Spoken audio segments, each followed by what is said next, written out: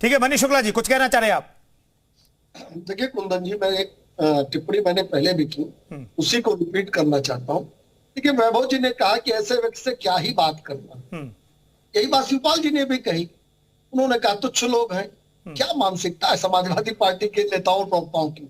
और बड़ा अच्छा किया पाठक जी ने बताया कि इन्होंने पढ़ाया है लड़कों को और ये शिक्षक है। तो मेरा इनसे सवाल है, तब तो इनको सारी चीजें जानकारी होगी।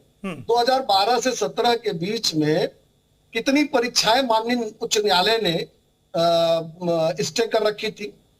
लोक सेवा आयोग से लेकर 5 आयोग जो उत्तर प्रदेश में नौकरी देते थे, उन आयोगों को चेयरमैन मेंबर सहित क्यों बर्खास्त किया था माननीय उच्च न्यायालय ने? जी जी, इसका भी जवाब दे दे। भ्रष्टाचार के आरोपी अनिल यादव जो लोक सेवा आयोग का चेयरमैन था, उसको बचाने के लिए अखिलेश यादव क्यों गए थे सुप्रीम कोर्ट तक? ये तो बड़ा चर्चा बात इन्होंने बताया कि प्रतियोगी छात्रों को पढ़ाते हैं तो जरूर पता होगा इनको। ठीक है। और उसके बाद भी अगर सपा में ये बने हुए पाठक जी, तो ठीक है, अपना अपना। ठीक है, वैभव जी भी कुछ जवाब देना चाहते हैं, लेकिन मेरे पास इस हिस्से में वैभव जी के पास जाने के लिए वक्त नहीं है। दोबारा सब से जब लौटूंगा तो वैभव जी के पास चलेंगे। फिलहाल एक छोटा सा ब्रेक। दरअसल आज उत्तर प्रदेश की सियासत में देखें तो बहुत बड़ा घटनाक्रम सामने आया। एसबीएसपी जो है एनडीए का हिस्सा बन गई है, लेकिन विपक्ष में टेंशन तो है, लेकिन इस टेंशन को दरकिनार करने की कोशिश विपक्ष की तरफ से हो रही है। इस पर चर्चा जारी है। फिलहाल एक छोटा सा ब्रेक। तो यूपी मांगे उत्तर देख रहे हैं आप, और आज चर्चा हो रही है उत्तर प्रदेश के सबसे बड़े राजनीतिक घटनाक्रम की। दरअसल चर्चा तो बहुत दिनों से चल रही थी जी। उत्तर प्रदेश उत्तराखंड आपको पहले से बता रहा था कि यूपी राजभर की पार्टी एनडीए का हिस्सा बनेगी, और आज उस पर आधिकारिक मुहर लग गई। पिछले लोकसभा चुनाव से ठीक पहले यूपी राजभर पार्टी से अलग हो गए थे, एनडीए से अलग हो गए थे, सरकार से अलग हो गए थे, और इस बार चुनाव से करीब 7-8 महीने पहले एनडीए का हिस्सा बन गए। मनीष शुक्ला साहब, बड़ा सवाल यह है कि विपक्ष इसे क्यों नकार रहा है? विपक्ष क्यों अपॉर्चुनिस्ट कह रहा है ओपी राजभर साहब को? मौका पर क्यों कह रहा है? देखिए कुंदन जी, राजनीति में दल में जाना, गठबंधन बनाना, ये एक स्वाभाविक प्रक्रिया है। और जो विपक्ष इसको अवसरवादिता ठहरा रहा है, वो किसके नेतृत्व में एकत्रित हो रहा है?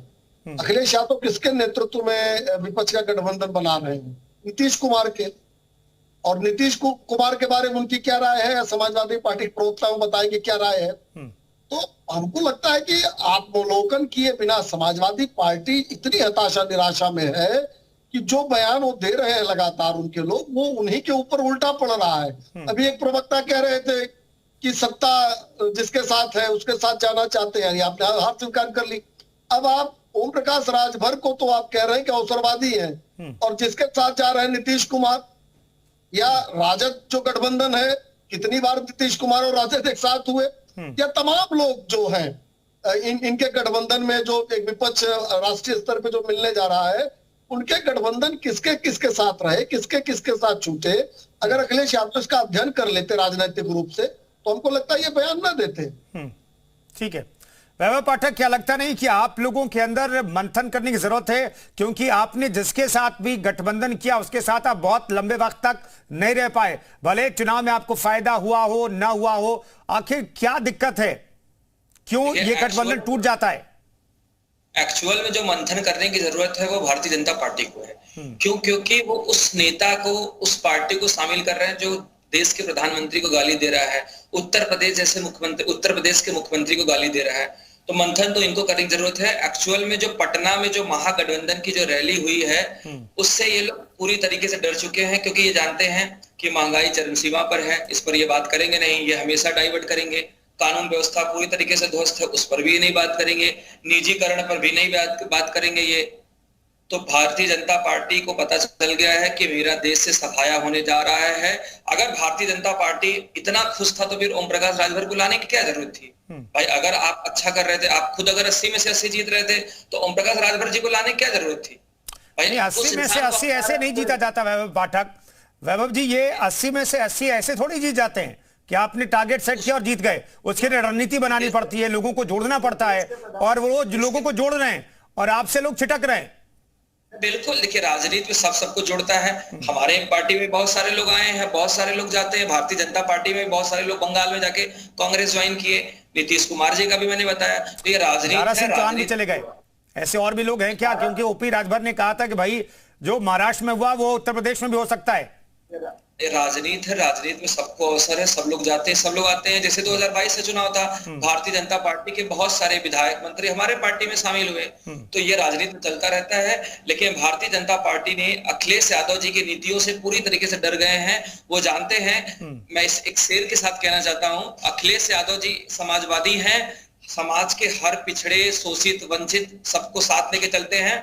एक शेर मैं कहना चाहता हूँ माननीय अखिलेश जी की तरफ से, इस जग में जितने जुल्म नहीं उतने सहने की ताकत है, तानों के भी शोर में रहकर सच कहने की आदत है। मैं सागर से भी गहरा हूं, तुम कितने कंकड़ फेंकोगे, मैं सागर से भी गहरा हूं, तुम कितने कंकड़ फेंकोगे, चुन चुन कर आगे बढ़ूंगा मैं, तुम मुझको कब तक रोकोगे। तो भारतीय जनता पार्टी, सागर में तो सब कुछ समाहित हो जाता है, लेकिन आपके साथ लोग समाहित नहीं हो पाते हैं। आप लोगों को आप आत्मसात नहीं कर पाते हैं, आप लोगों को अपने साथ नहीं रख पाते। दिक्कत यह है।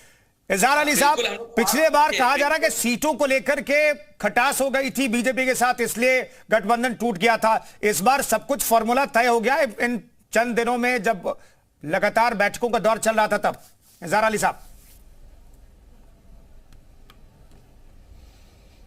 देखिए, जब देश हित में और शोषितों वंचितों की जब लड़ाई और उनके उत्थान के लिए जब कार्य करना होता है, तो वहां पर सीटें और चीजें माने नहीं रखती हैं। वो 18 तारीख को बात जैसे ही जो भी बात होती जाएगी, हम आप लोग मीडिया के माध्यम से हम लोग बताते जाएंगे। अब रही बात वैभव पाठक जी की, जो ये बता रहे हैं कि जिसको जाना है जाने दो, जिसको हमको कोई बहुत ज्यादा परवाह नहीं है। अरे भाई, एनडीए और पीडीए यानी एक एक व्यक्ति की पार्टी, एकला चलो रे। एनडीए एक एक व्यक्ति की पार्टी, मांझी जी हो, चिराग जी हो, उपेंद्र कुशवाहा जी हो, एक व्यक्ति की पार्टी को एनडीए कुनबा जोड़ रहा है। और पीडीए, इनका पीडीए वीडीए कुछ है ही नहीं। पीडीए का मैं उल्लेख ऐसे कर दे रहा हूं कि आप बिल्कुल आपके एकदम साथ है, एकदम सामने है कि पीडीए में पिछड़ा, भाई पीडीए का मतलब पिछड़ा बता रहे हैं ना। ओम प्रकाश राजभर जी पिछड़ा नहीं है, दारा सिंह चौहान पिछड़ा नहीं है पिछड़े वर्ग से, केशव देव मौर्य पिछड़े वर्ग से नहीं है, धर्म सिंह सैनी पिछड़े वर्ग से नहीं है, और तमाम अभी पिछड़े वर्ग के नेता आप देखिएगा कि इनका साथ उनके पास और अभी स्वामी प्रसाद मौर्य हैं।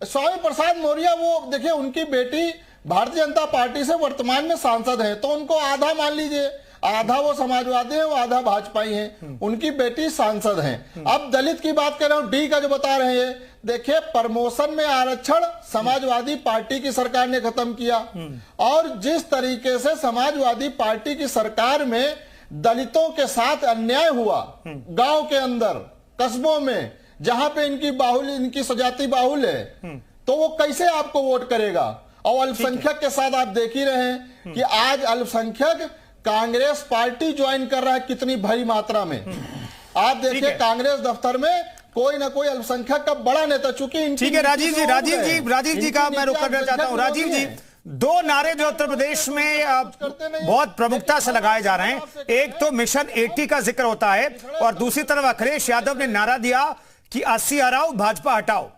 80 हराने के लिए जो रणनीति दिखाई देती है, एक तरफ हम भाजपा को देख रहे हैं, बीजेपी को देख रहे हैं, वो रणनीति बना रही है, हर जोन के लिए, हर बूथ तक की कोशिश हो रही है कि बूथ में लोगों को कैसे जोड़ा जाए। दूसरी तरफ जो नारा दिया गया कि भाई 80 हराओ, भाजपा हटाओ, उस नारे के तहत समाजवादी पार्टी कोई रणनीति, कोई उस रास्ते पर चलती हुई दिखाई दे रही है क्या, राजीव रंजन साहब? अब देखिए, 80 हराओ की रणनीति अखिलेश जी की क्या है, ये केवल अखिलेश जी जानते हैं। न कोई राजनीतिक व्यक्ति इसको समझ पा रहा है, न कोई पत्रकार समझ पा रहा है। इनके जितने गठबंधन के मजबूत सहयोगी थे या मजबूत नेता थे, वो एक एक करके छोड़ते हुए जा रहे हैं। अब आप समझिए कि ओम प्रकाश राजभर और दारा सिंह के आने से पूर्वांचल करीब करीब अखिलेश यादव साफ हो गए हैं। अब जैसा कि खबरें आ रही हैं, पश्चिम से अगर चौधरी साहब आ जाते हैं तो पश्चिम में भी ये करीब करीब साफ हो जाएंगे। तो मुझे तो लगता है कि अखिलेश यादव के सामने चुनौती ये होगी कि भारतीय जनता पार्टी को 80 सीटें जीतने से रोकना।